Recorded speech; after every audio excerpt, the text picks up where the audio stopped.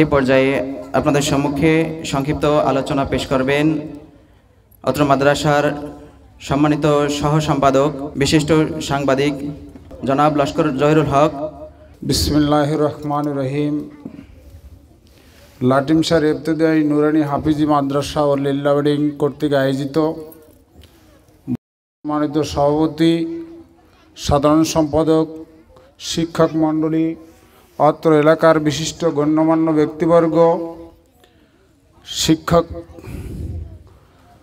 অভিভাবকবৃন্দ এবং শিশু বাচ্চারা, আসসালামু আলাইকুম ওয়া রাহমাতুল্লাহ।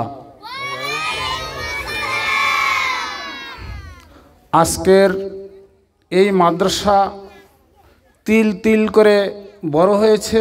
এই মাদ্রাসাটা আপনারা দেখেছেন যে কত ছোট ছিল। আজকের এই মাদ্রাসায় যার অবদান, সে অবদান আমরা তুলে ধরে তাকে ছোট করব না। যে দীর্ঘদিন ধরে এই মাদ্রাসায় পরিশ্রম করে, এই মাদ্রাসাটা ছিল কিন্তু আপনারা দেখছেন হয়তো বা গোলঘর চেনেন? গোলঘর অনেকে দেখে না, এখন মানুষ চেনে না। গোলপাতার ঘর, সাইডে ছিল একটু মাটি, দুইজন ছিল ছাত্র, আইয়ে বসার কোনো জায়গা পাইতো না। এখন মাশাআল্লাহ বিল্ডিং হয়েছে, আবার একটা বড় ওই পাশে বড় একটা মাদ্রাসা হয়েছে, আবার বসার জায়গা হয়েছে, একটা লাইব্রেরি হয়েছে। এখন আমরা মাইকে কথা বলার সুযোগ দিয়েছে, এটা আল্লাহর রহমত। আলহামদুলিল্লাহ, আল্লাহ আমাদেরকে এইরকম এই তিল তিল করে যে মাদ্রাসা এখানে যে হাফেজ হবে ইনশাল্লাহ, একজনরে মনে হয় পাগড়ি পরাইছে, আরেকজন আগামীতে পাগড়ি পরবে। এটা আমাদের একটা গৌরব। এই লাটিমসারবাসীর গৌরব নয়, এটা ইউনিয়নবাসীর গৌরব, এটা জালকাশিরবাসীর গৌরব যে এই মাদ্রাসা থেকে আজকের যে সন্তান হাফেজ হচ্ছে, আজকের যে সন্তান বড় শিক্ষিত হচ্ছে, এটা আমাদের গৌরব। আমরা চাই এই মাদ্রাসায় জালকাঠির মধ্যে একটা মডেল মাদ্রাসা হিসেবে প্রতিষ্ঠিত করতে।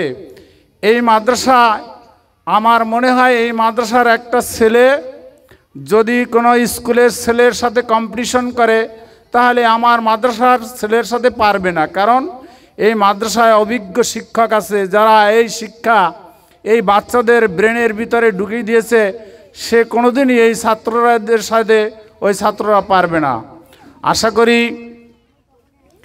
এই মাদ্রাসায় যাদের অবদান, তাদের সুস্বাস্থ্য কামনা করি। এই মাদ্রাসায় যারা শ্রম দিয়ে, ভালোবাসা দিয়ে এই মাদ্রাসাকে আরও উন্নত দ্বার শিখরে নিয়ে যাবে, তাদের দীর্ঘায়ু কামনা করে আমি আমার বক্তব্য শেষ করছি। আল্লাহ হাফেজ। বাংলাদেশ জিন্দাবাদ। আলহামদুলিল্লাহ, অত্যন্ত ধন্যবাদ বিশিষ্ট সাংবাদিক জনাব লস্কর জহিরুল হককে।